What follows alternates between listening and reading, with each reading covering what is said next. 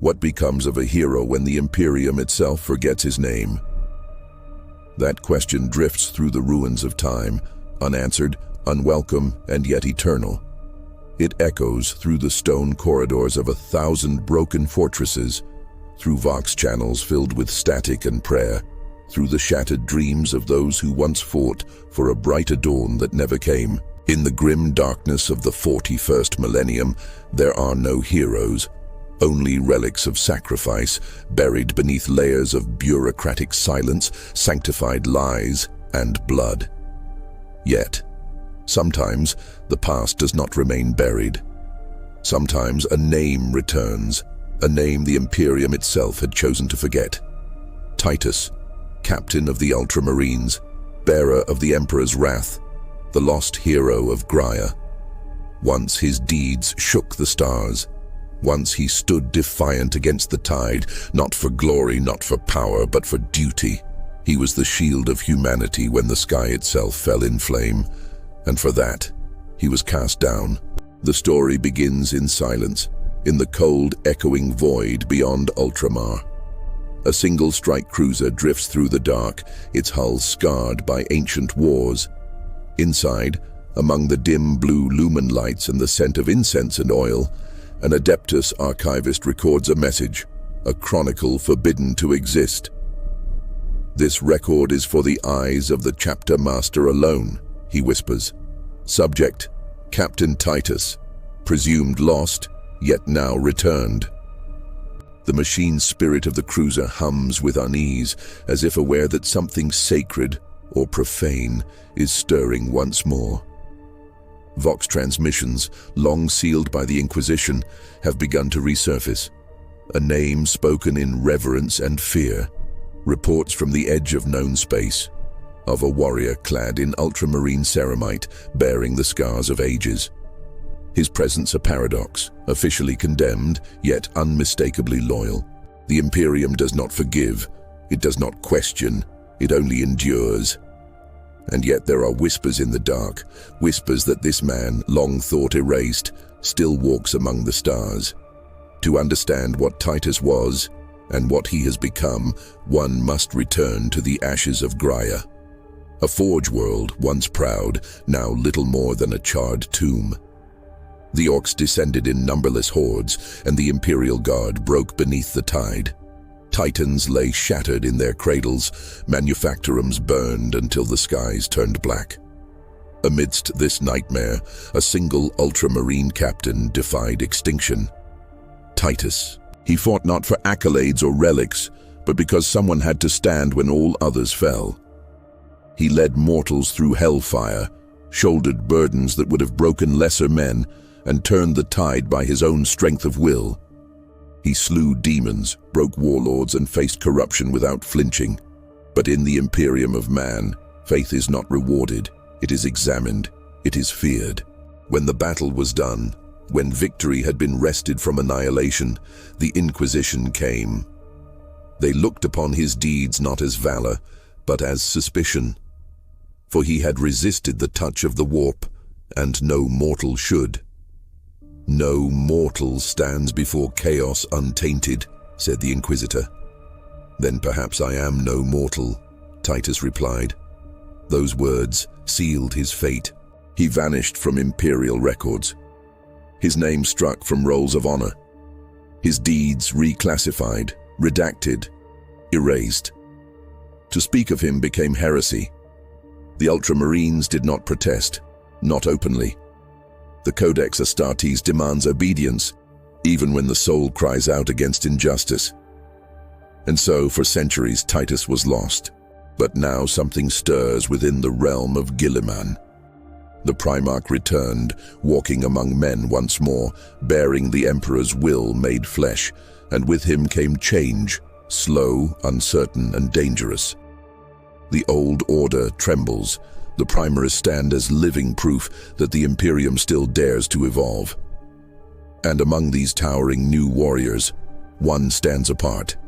His armor bears the blue of Ultramar, yet older, darker, burnished by time. His left pauldron cracked and reforged. His eyes, not the cold machine light of the Primaris breed, but the fire of a soul tempered by loss. When he speaks, even the reclusiarchs listen. When he fights, the battlefield itself seems to remember. Some call him the Returned. Others whisper a blasphemy. Titus lives.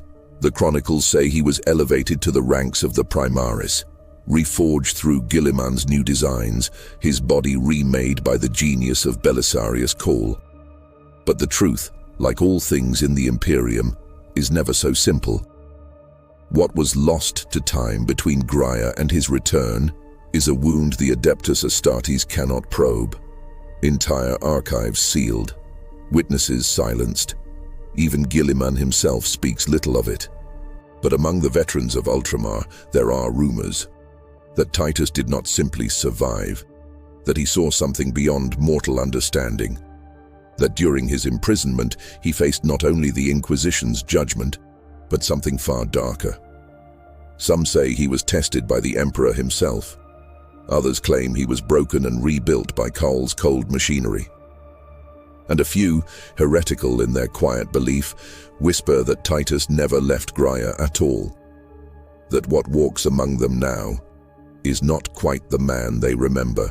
The footage recovered from the Crusade of Narcissus IV shows him clearly, a captain bearing the sigil of the Ultramarines, leading Primaris squads through the burning ruins of a chaos world. His voice steady, commanding, his blade, the Emperor's wrath, gleaming in the stormlight.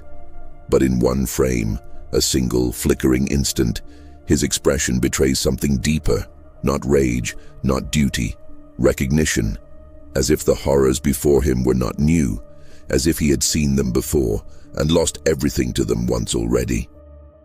The Adeptus Mechanicus deny any anomalies in his gene seed.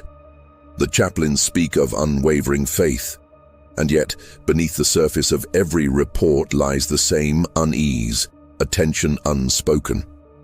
Because Titus does not pray, where other captains recite the litanies of hate, he remains silent. Where others bless their bolters, he merely cleans them. When asked of the Emperor, his voice hardens not with devotion, but with certainty. The Emperor needs no prayers, he once said, only action. To some, these are the words of a true son of Ultramar, practical, disciplined, unwavering. To others, they are the echoes of something that has seen beyond faith. There is a moment, recorded by a lone servitor on the world of Electra Prime. During the cleansing of the heretic stronghold, Titus entered the sanctum alone. The squad outside heard the clash of metal, the roar of demon fire, the shattering of sacred glass. When they broke through, the chamber was silent. Titus stood amid a circle of ash, his armor cracked, his sword burning with an inner light. At his feet, a figure once human twisted beyond recognition, bearing the mark of the Inquisition. No one spoke. No one asked. The body was never recovered. The footage sealed. In the halls of Macragge, there are new statues now, silent, unmarked. One bears a face that seems familiar, though no name is inscribed upon the plinth. The artisans deny sculpting it. The serfs clean it every cycle, and yet dust never settles on its form. Those who pass it on their nightly vigils swear they feel something watching them, not with malice, but with sorrow. The kind of sorrow only a soldier can understand. The librarians whisper of dreams spreading through the psychic choir, visions of a blue-armored giant walking across the surface of a dead forge world, his shadow long and endless. In his hands, a broken aquila. Behind him, the sound of marching, not of space marines but of the forgotten dead. When the dream ends, the seers wake with blood in their mouths and one phrase burned into their minds. He remembers.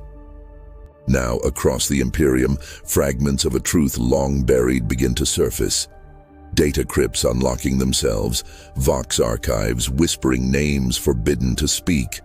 The Inquisition grows restless, purging files, silencing witnesses. And yet the question remains, why return him now? Why, after centuries of silence, does Captain Titus walk once more beneath the Emperor's light? Is it redemption, or something far worse? The record ends with a single transmission. An Ultramarine officer kneeling before the hololith of Guilliman. The image flickers, half consumed by static. The voice is calm, too calm. "You sent for me, my lord."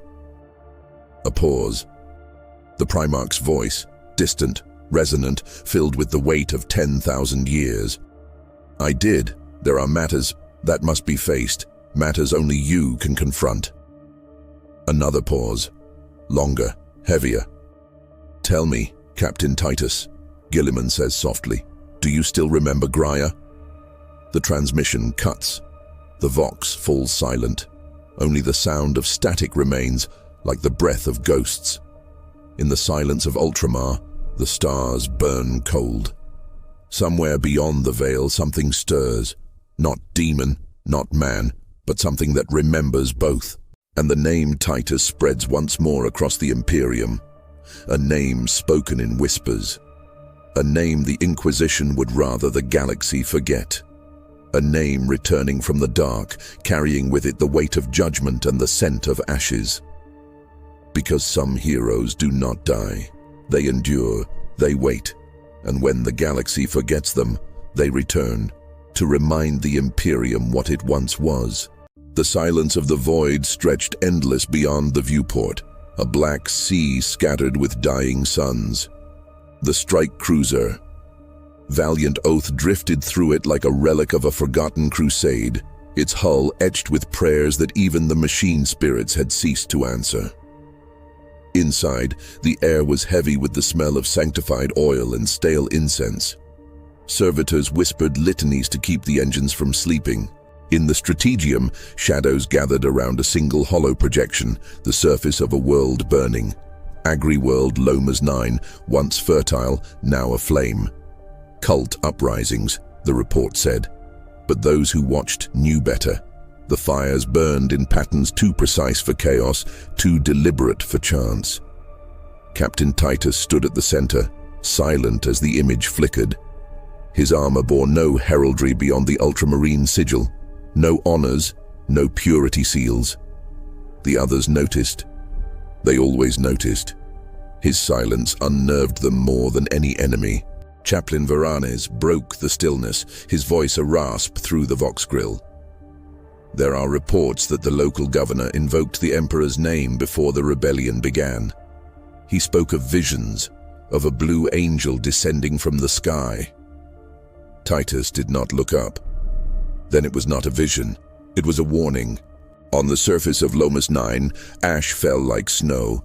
The faithful burned their fields as offerings to the Emperor, though none could say why.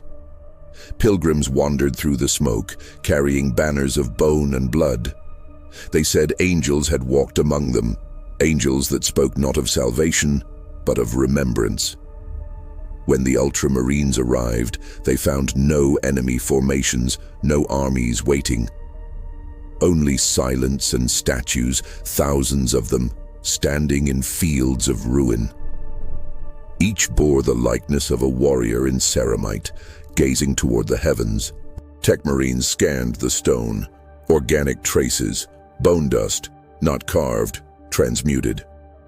Brother Antilochus, a veteran of the Second Company, removed his helmet and stared at the figures. By the throne, these were men. Titus walked among them, his eyes following the endless rows. No, they are men. Their faith made them eternal. The younger Primaris behind him muttered uneasily. The chaplain's Crozius crackled once, a warning for silence. Above them, the clouds churned, lightning without thunder. Within the cathedrum of St. Calliope, the remaining clergy huddled in candlelight. The High Confessor's voice trembled as he spoke to the Ultramarines. They said the Emperor sent his herald, clad in blue. His eyes were light. He walked among the peasants and told them to prepare, that their sacrifices would open the way. Titus's gaze sharpened. "Did you see this herald?" The confessor nodded weakly. "I did, my lord. He bore your face." The confession spread like a contagion.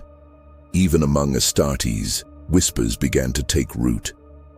The people of Lomas 9 worshipped a vision of Titus, not as a captain, but as a saint. His likeness carved into shrines, his words repeated as prophecy. The Emperor remembers those who remember him. Chaplain Varans confronted him in private. You know what this means, brother. A false idol, a blasphemy. The Inquisition will not overlook this. Titus removed his helm, his expression unreadable. And if the Emperor himself wills it? Varanes stepped back. The Emperor does not will men to worship men. Titus turned to the viewport, where fires still burned across the horizon. Then tell me, Chaplain, who do we worship now? On Macraga, word of Lomas 9 reached the highest halls. The Ultramarines Librarius demanded investigation. Gilliman remained silent. For 3 solar days, the Primarch spoke to no one. When at last he convened the council, his words were few. Send the Ordo Hereticus. The Inquisitor who arrived bore the rosette of the throne, her armor black as the void, Lady Varine of the Order of the Key. Her eyes were augmetic lenses, unblinking, her tone cold as scripture. She interrogated the clergy first. None survived more than a day. Then she turned her gaze to the Astartes.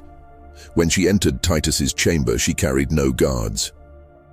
Captain Titus, you stand accused of heretical influence and unlawful veneration. He regarded her without emotion. I stand accused of surviving. Varine's lips curved slightly. And that is precisely what concerns me. The interrogations yielded nothing, only silence and fear. Yet in the Vox logs, fragments appeared. Chants in binary, voices reciting prayers that did not belong to any known creed. The Mechanicus denied authorship. The Ecclesiarchy blamed chaos. But in every transmission, one phrase repeated, "The Blue Angel remembers." In the lower hives, faith and madness became indistinguishable. The people began burning their tithes to form smoke patterns resembling the Ultramarine sigil. They claimed the Emperor's light now shone through a new vessel, one who had walked the void and returned. Titus ordered no purges. He only watched. When the chaplain demanded action, Titus answered softly, "If the Emperor speaks through the faithful, who am I to silence them?" At midnight, a Vox message reached the fleet, untraceable, encrypted in Mechanicus cant. It bore the sigil of Belisarius' call. Do not let the Inquisition take him. No explanation, no coordinates, just that warning. On the second day, the planet's core began to fail. Tremors rippled through the crust, cathedrals split open, vomiting flame and scripture. Servitors spoke in tongues, reciting machine prayers backward. Lady Varine declared exterminatus protocol. Titus refused the order. "Captain," she hissed, "you defy the Emperor's authority." "No," Titus replied, "I preserve it." When she reached for her bolt pistol, he caught her wrist with one gauntleted hand. "This world is not dying, it's changing." He released her and walked away. Moments later, the Mechanicus relays erupted with code. Not random static, but structure. A pattern. The same binary phrase repeating, "Memory returns." On the bridge, Brother Antilochus watched as the planetary readings stabilized. The crust ceased fracturing. The fires dimmed. Something vast beneath the surface pulsed once, like a heartbeat. "Captain," the serf at the Auspex cried out, "we're receiving coordinates from underground."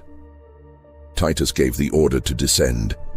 In the caverns below, they found a vault older than the Imperium itself. Its doors were marked not with Imperial script, but sigils of the Emperor's gene laboratories, the same designs used by Cole. Inside, suspended in amniotic stasis, lay rows of forms, not human, not machine. Proto-Astartes, failed, forgotten experiments from the dawn of the legions. Among them, one stood preserved, taller than any, his armor archaic, his features unmistakable. Captain Titus. Silence gripped the chamber. Even the servitors froze. Brother Antilochus turned slowly toward the man beside him. "My lord, how can this be?" Titus stepped forward, his own face reflected in the glass sarcophagus. "Perhaps I never left." The air trembled with distant chanting, the same prayer the cultists had sung. "The Blue Angel remembers." The Inquisitor's pistol rose. "What are you?" Titus did not move. A question the Emperor has yet to answer. She fired. The bolt shell struck and shattered against an invisible field. Sparks danced, then faded. The lights dimmed. The vault came alive. Hollow sigils blazed across the walls. Binary hymns poured through the speakers. A voice, ancient and layered, filled the air. "Prototype Gamma Titus, phase completion confirmed." The soldiers fell back, weapons drawn. The Inquisitor screamed for them to fire. But Titus only stared at the figure in the pod, at himself, and whispered, "So that was your secret call." The stasis field began to fail. The pod cracked, spilling liquid light across the floor. The body inside shifted, eyes opening, blank, golden, endless. Then the vault shook. The mountain split. When the Ultramarines emerged, the world above was gone. A storm had consumed it, light and shadow twisting in unnatural silence. Of Lomas 9, only a crater remained. No survivors, no transmissions, only one final message burned into the fleet's data cores. He remembers. In the halls of Macraga, Gilliman read the report alone, his expression unreadable. He dismissed his advisors, sealing the chamber. When the doors closed, he activated a private hololink. Cole's distorted visage appeared, flickering. Gilliman's voice was low, measured. "You told me the prototypes were destroyed." Cowell's reply was a hiss of static. "Most were, but one survived. He was, necessary." Gilliman's hand tightened. "You remade him." "I preserved him," Cowell countered. "Titus was the key to stabilizing the Primaris gene seed. You know this. Without his pattern, your sons would never have endured the Rubicon." Gilliman said nothing for a long time. Then, softly, "And what walks in his place now?" Cowell did not answer. The connection cut. Far from Ultramar, in the dark between stars, a single figure drifted aboard a silent ship. His armor bore no markings, his face hidden behind a cracked helm. In his hand, the Emperor's wrath glowed faintly, not in light, but in memory. He stared at the distant stars, as if trying to remember which one was home. Then, faintly, like a voice remembered from a dream, he heard it. "You are not forgotten, my son." He closed his eyes. When he opened them, the galaxy burned. On 1,000 worlds, statues began to weep blood. Vox networks transmitted the same corrupted prayer in every dialect. He remembers. Faith turned to terror. The ecclesiarchy declared a new heresy, the cult of the returning angel. But by then, it was too late. Because across the void, something vast stirred. Not a god, not a demon, but a memory, and the Imperium of man began to remember. The Inquisition purged every record of Lomas 9. The Mechanicus denied the existence of its vaults. The Ultramarines buried their dead in silence. Yet in the black archives of Terra, beneath vaults sealed by the Sigillite himself, a new record appeared, unsigned, untraceable. Its title, The Return of Captain Titus, subject, continuation pending, and below it, one final line. The Emperor remembers what the Imperium forgot. The screen fades, the last sound a single heartbeat, slow, relentless, human, but no longer mortal. The galaxy trembled in its sleep. Whole sectors burned without reason, without command, as if the stars themselves had begun to bleed. The flames of rebellion spread faster than any astropathic warning could contain. Faith fractured. Worlds prayed to different faces of the same god, some to the Emperor, others to the angel in blue, And in the void between those prayers, silence waited. On the shrine world of Parnassus, pilgrims gathered beneath a sky that rained ash. They built altars of scrap metal and whispered that the Emperor's light had found a new vessel. They painted their armor blue, binding themselves with chains to prove devotion. When the Adeptus sororitas arrived to quell the madness, they found not a cult, but an army. Tens of thousands chanting a single phrase, "He remembers." At first, the sisters fired warning volleys. Then the air turned to fire. Their promethium burned blue. Their hymns warped into static. Those who survived swore they saw a figure walking through the inferno, tall, armored, carrying a sword that shimmered like a reflection of something greater. In the orbit above, the fleet received no signal, only a pulse of data. A single glyph, the sigil of the Ultramarines, inverted, burning. On Macragge, Guilliman stood before the hololithic map of the Segmentum Ultima. Red flares bloomed like wounds. His face was unreadable, yet his voice carried the fatigue of 10 millennia. "Faith is unraveling," he said. "Every system that once swore allegiance to the throne now tears itself apart in his name."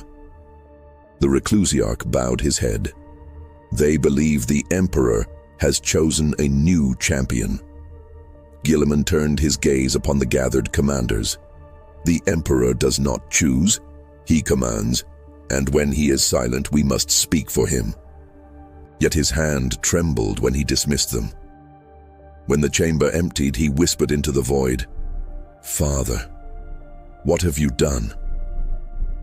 In the deep catacombs of Mars, Belisarius Cael worked alone.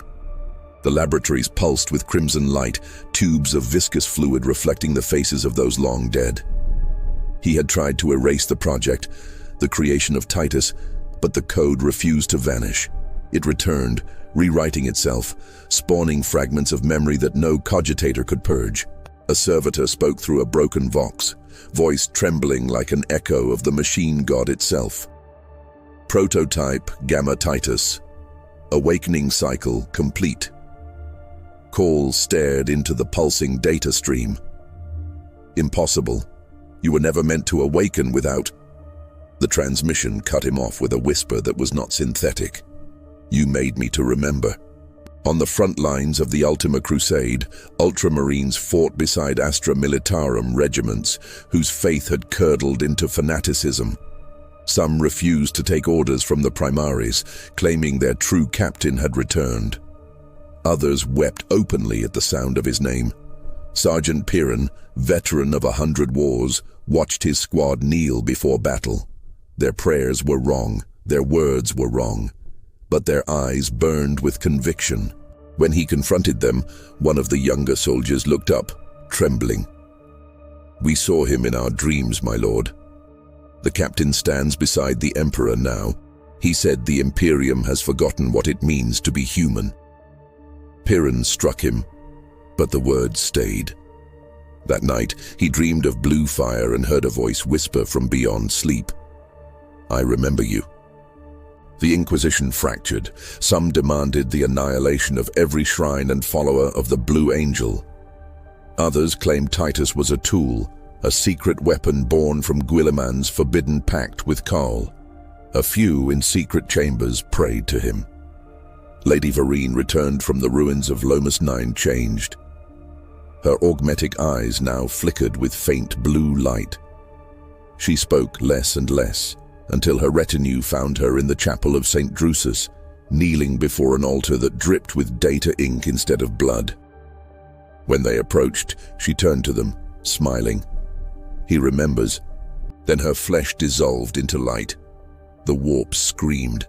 Astropaths across the segmentum burned alive mid-transmission, their skulls bursting into spectral flame. The Astronomicon flickered, not gone, but dimmer, weaker, as if the Emperor himself had looked away for the first time in 10,000 years. Ships lost guidance, fleets drifted blind through the void. In the space between moments, visions came, not of chaos, but of memories. Soldiers saw their fallen brothers walking beside them. Children dreamed of long-dead saints calling their names. Even the servitors hummed fragments of old imperial marches. The galaxy itself was remembering. In the ruins of Lomas 9, where no life should have survived, a figure walked alone. His armor was cracked, scorched, yet his eyes burned with steady light. The world was ash, but he moved as if guided by purpose older than stars. He stopped before a ruined aquila, half buried in molten stone. Slowly, reverently, he lifted it free. The wings crumbled to dust in his hands. "Faith built this empire," he murmured. "Faith will bury it." He turned his gaze skyward, where distant light flickered like a heartbeat. "It begins." On Terra, the High Lords convened in panic. Reports flooded from every sector, statues moving, miracles repeating, saints rising where none were buried. The Ecclesiarch declared them all false. The Fabricator General called them machine echoes. The Inquisition called them contagion, but none could explain why the Emperor's golden throne hummed with a new frequency, or why, for the first time in recorded memory, his corpse eyes flickered open for less than a heartbeat. The Custodes sealed the chamber. They told no one. Across Ultramar, Guilliman gathered his sons. In the Chapel of Heroes beneath the statues of the fallen, he stood before them not as a Primarch, but as a man. "The Imperium stands upon the edge once more," he said. "We face not Xenos nor demon, but memory, a ghost that wears the face of duty." Chaplain Varanes stepped forward. "If Titus has truly returned, my lord, then he must be brought before you, for judgment or for forgiveness." Guilliman's expression hardened. "Forgiveness is for gods. Judgment is for men." The battle for the shrine world of Lumea was swift and merciless. Cultists bearing blue insignia clashed with Imperial Guard regiments shouting the same prayers. Brother fought brother, faith consuming both. When the Ultramarines arrived to restore order, they found the planet already divided, half praying to the Emperor, half to his son in blue. Titus walked among them. He came not as a conqueror, but as a pilgrim. When he entered the Grand Basilica, the battle ceased. Soldiers dropped their weapons. Even the air held its breath. He looked upon the mural of the Emperor, broken, blackened by smoke, and spoke softly. "You raised me to serve. You broke me to forget. Now I remember, and I will remind them what we were meant to be." When he turned, his eyes glowed not gold, but blue. The psychic shockwave reached Terra within hours. Astropaths died instantly. Others saw visions of a figure kneeling beside the golden throne. A voice echoed through their minds, gentle yet unbearable. "He still lives, but he no longer remembers." The Emperor's body convulsed once, unseen by the world. In the void, Guilliman's fleet moved toward Lumea. The Primarch watched the transmissions, the people kneeling before Titus, the sermons spreading faster than fire. He could feel the shadow of his father's silence pressing down upon him. Karl's final message played again, fractured but clear. "Without him the gene line fails. He is not your creation, nor mine." Guilliman's hand clenched, then whose? The truth came not from Mars, nor from Terra, but from beneath the Emperor's palace itself. In the vaults of the Sigillite, a sealed record awakened. The Custodes guarding it heard the lock disengage by itself. The parchment within bore the Emperor's sigil, and one line in his own hand. "Project Neiman, to preserve what I cannot become." Below it, a single name, Titus. When the Primarch read it, the chamber shook. He fell to his knees, not in reverence but in horror. "You didn't make him my brother," he whispered. "You made him yourself." The realization spread like fire through his veins. The Blue Angel was no saint, no clone, no legend. He was the Emperor's memory, a vessel carrying fragments of his mind, his will, his unfulfilled humanity. And now that memory had awakened. On Lumea, Titus stood before thousands of kneeling faithful. He raised his sword high, and the light of it spread across the heavens. For the first time in 10,000 years, the Astronomicon flared brighter, but its hue shifted from gold to blue. Pilgrims fell to their knees weeping, astropaths screamed, warp storms flickered like dying hearts. "Rise," he commanded. "Rise, children of man, the Emperor sleeps, but I remember him." And across the galaxy the faithful answered. Guilliman's fleet reached Lumia too late. The planet was already transformed. Cities reshaped into vast temples of blue stone, air shimmering with psychic resonance. As he descended, he felt the presence of his father, familiar yet foreign, distant yet near. Titus awaited him in silence. They stood face to face, Primarch and Echo, sun and fragment. "Brother," Titus said quietly. Guilliman's jaw tightened. "You are not my brother." "No," Titus replied. "I am what he left behind." The ground split. Psychic light erupted. The air rippled with voices, thousands, millions, whispering prayers in every language of man. Guilliman felt his knees weaken beneath the weight of it. "You're tearing the Imperium apart," he growled. Titus stepped closer. "No, Robauta, I'm waking it up." In that instant, Guilliman saw, through Titus's eyes, through memory itself. He saw the Emperor not as a god, but as a man of boundless sorrow. He saw the birth of the legions, the death of sons, the shattering of humanity's dream. He saw the throne as a cage, not for divinity but for remorse, and he understood. The Emperor had not ascended to godhood. He had fled from it.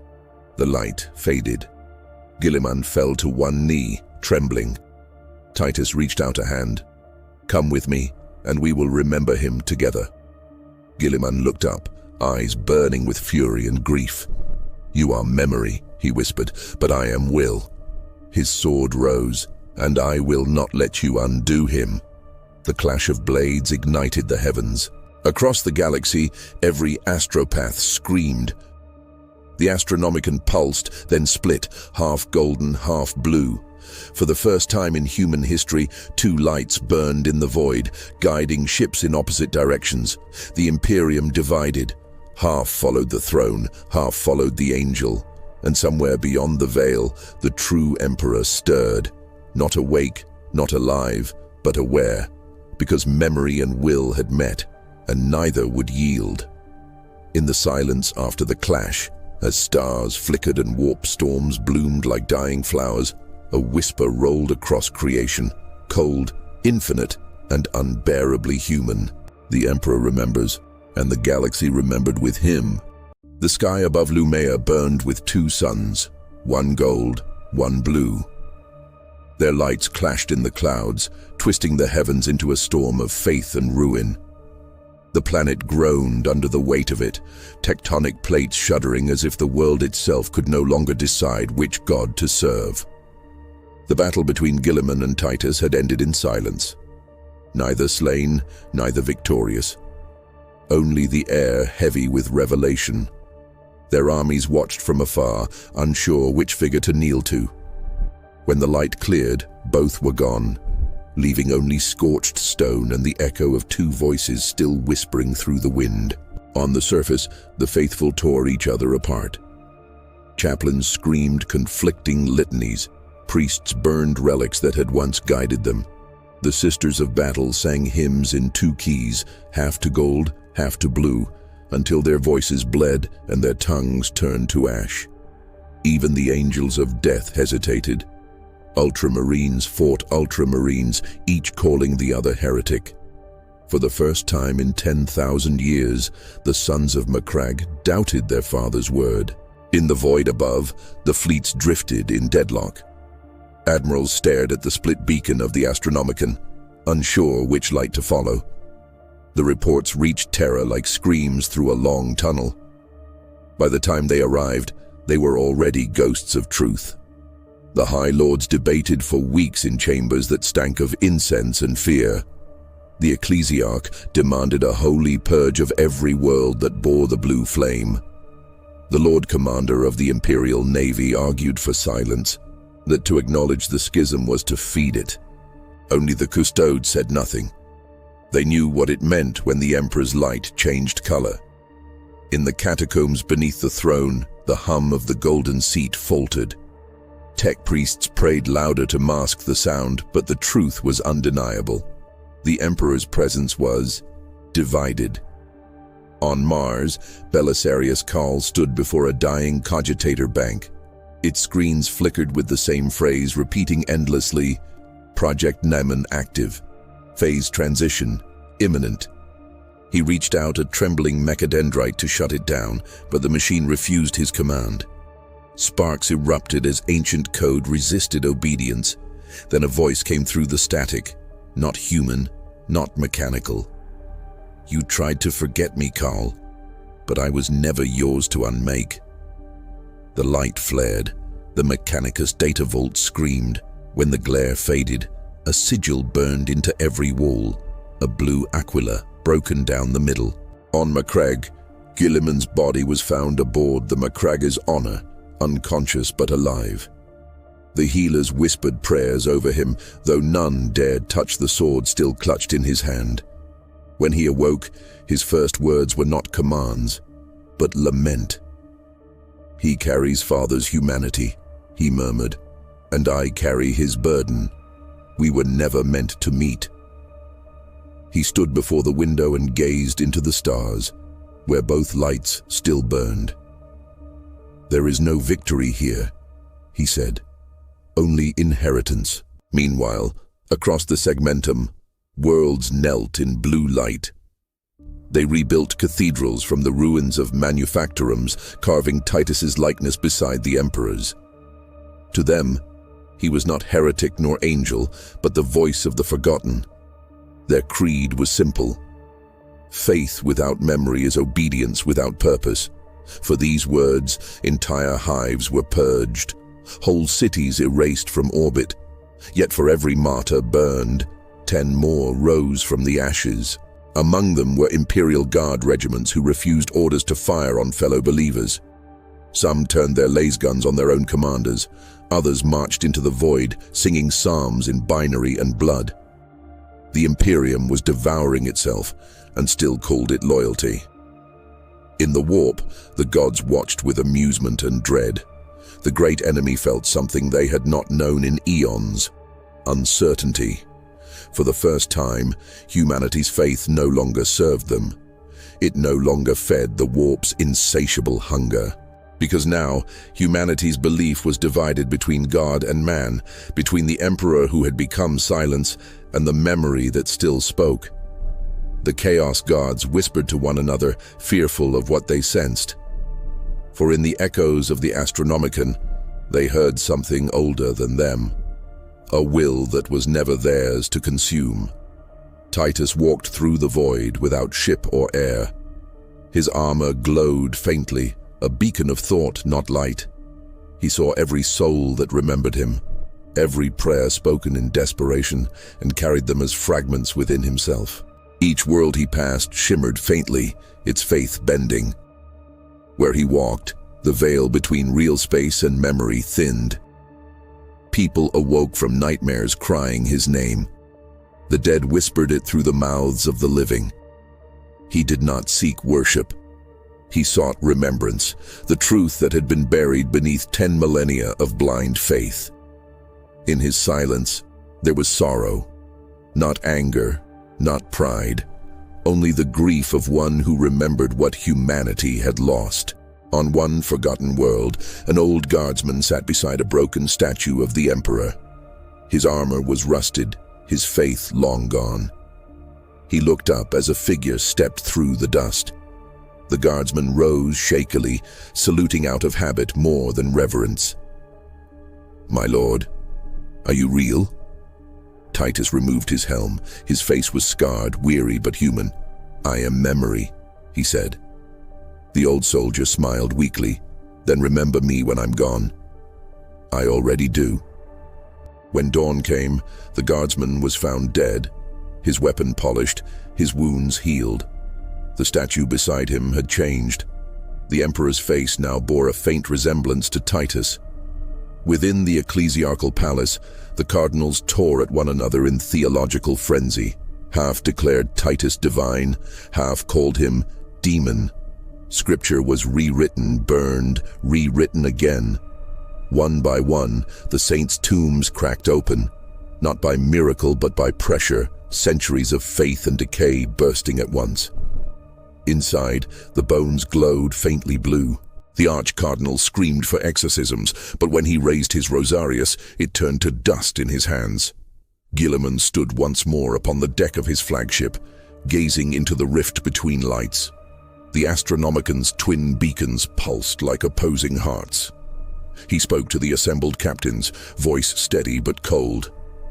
"We will not fight for gods. We fight for man. That was always our purpose. But if man's memory itself becomes God?" one dared to ask. Guilliman's silence was answer enough. He gave the order. Operation Cataclysm. Every world bearing the blue light was to be purged. And so the sons of Ultramar descended upon their own brothers. The war that followed was unlike any before.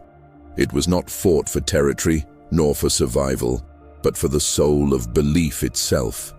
Planets became altars, faith became weapon, even silence became heresy. In the void, blue and gold fleets clashed, not enemies, but reflections of each other. Every victory felt like a loss, every prayer sounded like a scream. On the battlefield, amidst oceans of blood, soldiers whispered apologies before firing. And in that carnage, Titus appeared once more, not to lead, but to witness. His presence halted armies, his gaze turned warriors into weeping men. He looked upon Guilliman across the smoke of burning heavens. Neither moved, neither spoke. The galaxy itself seemed to hold its breath. On Terra, the Golden Throne groaned. Cables snapped, incense burned without flame. Tech priests cried out as their readouts turned to static. Then, for an instant, a sound, a heartbeat. Not mechanical, not divine, human. Every astropath in the galaxy fell to their knees as the Emperor's voice, faint and filled with sorrow, brushed their minds. "He was never my shadow. He was my hope." The light of the Astronomican dimmed, then flared once more, both beacons merging into one. But before the galaxy could rejoice, the signal fractured again, splitting into countless shards, each flickering in rhythm with different worlds. The Emperor was speaking, but not to one, to all. Titus stopped walking. He looked upward, eyes filled with light and grief. "He remembers me," he whispered. "And now, he remembers everything." The void trembled. The warp screamed not in hunger, but in terror. Across every world, statues cracked, prayers turned to wind, and every human heart felt the same impossible weight, the sensation of being seen by something infinite. Then came silence. A silence so deep, the galaxy seemed to exhale. The warships ceased fire. The chanting stopped. The twin lights hovered, pulsing, one heartbeat away from unison. Guilliman lowered his sword. Titus bowed his head. Between them, the space shimmered, the veil thinning to a breath. And somewhere beyond, in the quiet of eternity, the Emperor opened his eyes. The stars froze. The galaxies dimmed. Time held its breath. History waited. The light between Titus and Guilliman quivered, a trembling sun suspended between faith and ruin. The galaxy itself seemed to watch, holding its breath across 1,000 dying worlds. No Vox signal carried commands now. No banners waved, only silence. The silence before something divine and terrible decides whether to bless or destroy. Then, from that stillness, the stars screamed. The Astronomican shattered like glass, each fragment burning through the warp as shards of divine will. Every piece fell upon a world, igniting skies with holy fire. Some saw angels descending. Others saw demons crawling through broken heavens. None were wrong. The Emperor's voice echoed through the minds of all his children, fragmented, sorrowful, too vast to bear. You forgot why I created you. The words felt like confession and judgment both. Ships veered off course, psychers bled from their eyes, and entire fleets vanished into light. On the bridge of the Macrage's honor, Guilliman fell to his knees. His heart hammered with a terror he had never known, not even before Horus. He felt the truth burning inside him. The Emperor lived not in the throne, nor the warp, nor the relics of faith, but in every memory humanity had buried beneath obedience. And Titus was the first to remember. He appeared before Guilliman again, no longer in armor of blue, but in white, scorched with the dust of every world he had walked. His eyes glowed with the dimness of stars about to die. "You see it now," he said softly. The Emperor was never meant to be worshipped, only remembered. Guilliman rose slowly. His voice trembled, equal parts reverence and fury. "Then why do we fight? Why did Father lead us to this? Why damn 10,000 years of devotion? Because even gods forget what they were." The ship trembled as the warp folded inward. Planets screamed as oceans boiled and continents tore apart under psychic storms. The veil was rupturing, not to unleash demons, but to show truth. Every saint's statue bled light. Every shrine melted into rivers of molten faith. On Terra, the golden throne exploded in radiance.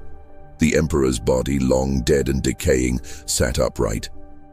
The custodes fell to their knees, weapons clattering across marble floors slick with tears and oil. His eyes opened, and all of humanity saw through them.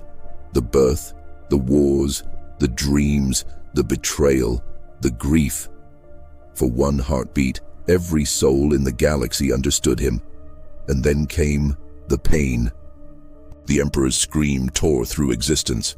Reality itself shook, burning away all illusions. The warp convulsed, gods wailing as if flayed alive. Khorne's laughter broke into sobs. Slaanesh clawed at the void. Nurgle's garden withered to dust. Even Tzeentch, the architect of fate, could not rewrite what was unfolding. Because this was not change. It was remembrance. The Emperor's essence began to dissolve into the sea of memory that was the warp, and humanity felt his warmth slip away like blood through fingers. In that fading light, Titus knelt. He placed his hand upon the deck and whispered, "If he dies, he takes us with him." Guilliman looked down at him, at the brother he had condemned, the ghost he could never understand. "Then how do we stop what has already begun?" "You don't." Titus looked up, his eyes wet with light. "You finish it." The rift widened. The two suns, gold and blue, drew closer, their fires intermingling. The heat burned through ships, through armor, through flesh. And yet none turned away. Every mortal eye stared into that blinding unity, knowing they would never see again. Guilliman reached for his sword. It trembled in his grip, pulsing with power it could not contain. The blade that had slain kings and demons now weighed heavier than guilt itself. Titus stepped forward, unarmed. One must endure. One must remember. Guilliman shook his head. "I will not strike you again." "You won't." Titus smiled faintly. "You'll set us free." He took Guilliman's hand and guided the blade to his chest. For an instant, the galaxy fell still. No gunfire, no cries, no whispers, just the sound of steel meeting faith. When the sword pierced him, light erupted not outward, but inward. Every soul that had ever served the Imperium felt it, a warmth, a memory, a heartbeat they had long forgotten. The light traveled through the warp, dissolving corruption as it went. Chaos screamed and recoiled. The veil between real space and nightmare burned clean. and then it was gone. Titus's body dissolved into motes of dust, his armor collapsing empty to the deck. Guilliman fell beside it, clutching the hilt still embedded in the floor. The ship's windows filled with silence, stars no longer screaming, just watching. The Astronomicon rekindled, but its light was different now. Not golden, not blue. White, pure and soft, like morning cloth. It did not command, it guided. Across the Imperium, soldiers lowered their weapons. The Sisters of Battle wept openly before their relics, finding no flame, only quiet. Tech priests looked into the binary and found it whispering prayers they had never written. In the ruins of hive worlds, children dreamed of a man in white walking through endless fields, his voice calm, saying, "You are not forgotten." On Terra, the Golden Throne went dark, but no one panicked. The custodes bowed their heads. They could still feel him, not as an emperor but as presence, as memory, as love remembered too late. Guilliman rose at last. His armor was cracked, his face streaked with ash and tears. He looked toward the fading rift, where light met shadow, and whispered, "He lives in all of us now." But even as he spoke, the void flickered. Something stirred within it, not chaos, not God, but something older, patient, waiting. For in the moment, Titus's soul had scattered, fragments of him had fallen into the warp. And they did not fade. They multiplied. Each spark became a seed of remembrance, carried on psychic winds, embedding in the hearts of mortals. Wherever those sparks landed, people awoke remembering lives they never lived, battles they never fought, names they had never spoken. Memory became contagion. Humanity began to remember its forgotten past, every cruelty, every triumph, every sin. The truth was spreading, and with truth came doubt. Faith wavered, not out of disbelief, but out of awakening. The Imperium's strength, blind devotion, began to crumble, replaced by something more dangerous, understanding. Guilliman saw it in the eyes of his warriors. They were no longer unquestioning. They were thinking, remembering, asking. He looked once more at the hilt of his sword, still warm with Titus's final act, and knew the war was far from over. For even without the gods, humanity would still find something to worship or to destroy. Outside, the warp had grown strangely calm. No storms, no whispers, just an ocean of quiet thought. Yet beneath that stillness, something vast was stirring, as if the universe itself had begun to dream. And within that dream, a voice lingered, faint but resolute.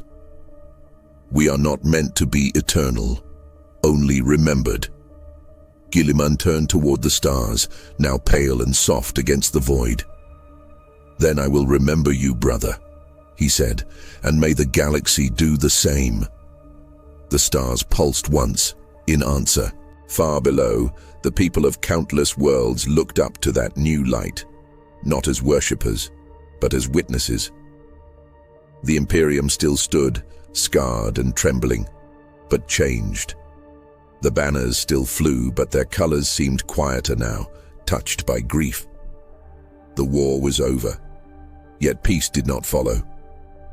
Only silence, the silence of realization.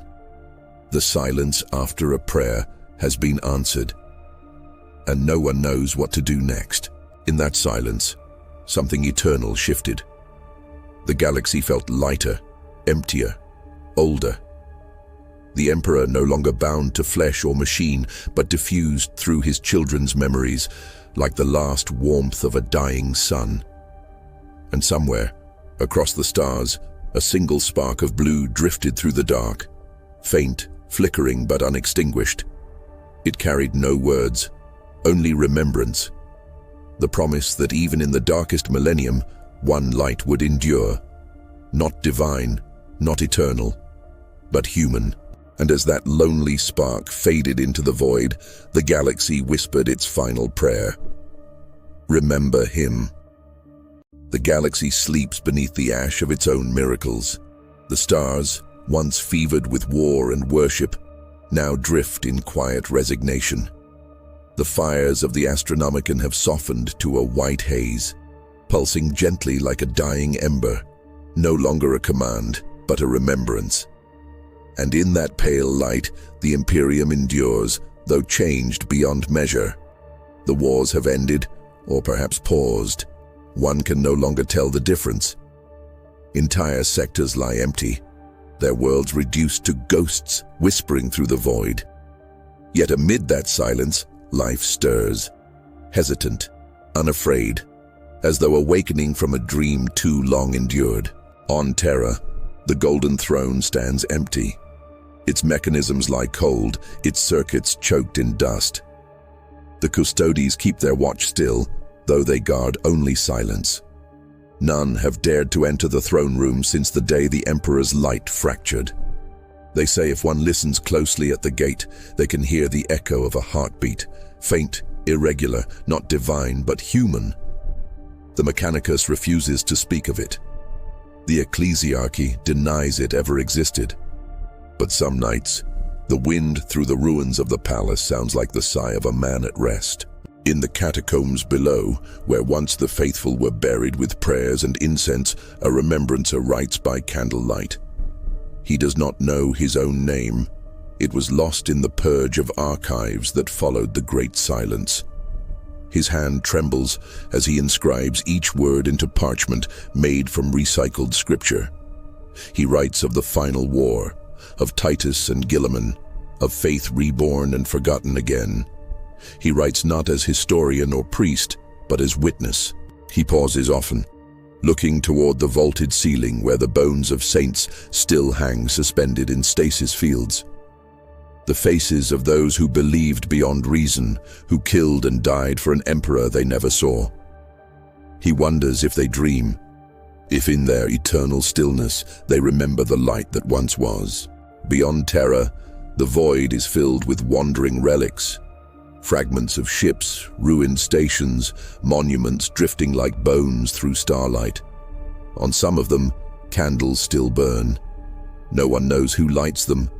Some say the sparks of Titus still wander, flickering from world to world, kindling remembrance where hope has turned to stone. Others whisper that the Emperor himself, no longer confined to flesh or throne, moves among the stars unseen, breathing life into forgotten corners of his creation. On Macragge, the fortress monastery stands silent. The banners are torn, the armor of the Ultramarines lies piled like offerings before the statue of their Primarch. Guilliman no longer sits upon his throne. He has vanished into the dark between stars, leaving behind only a single message inscribed upon his blade. Duty is not to rule. It is to remember. No one speaks of Titus now, not openly.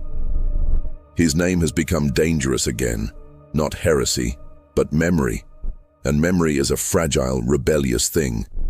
The ecclesiarchy preaches his absence as proof of divine judgment. The Mechanicus codes his name as anomaly. Yet in the hearts of those who serve and suffer, his image lingers like an after-image of a candle burned too long. The man who was not God, who carried humanity's forgotten soul through the storm. The Sisters of Battle have ceased their hymns. They walk the battlefields of old, collecting relics and burying the nameless dead. Their chants now are soft, not prayers, but lullabies.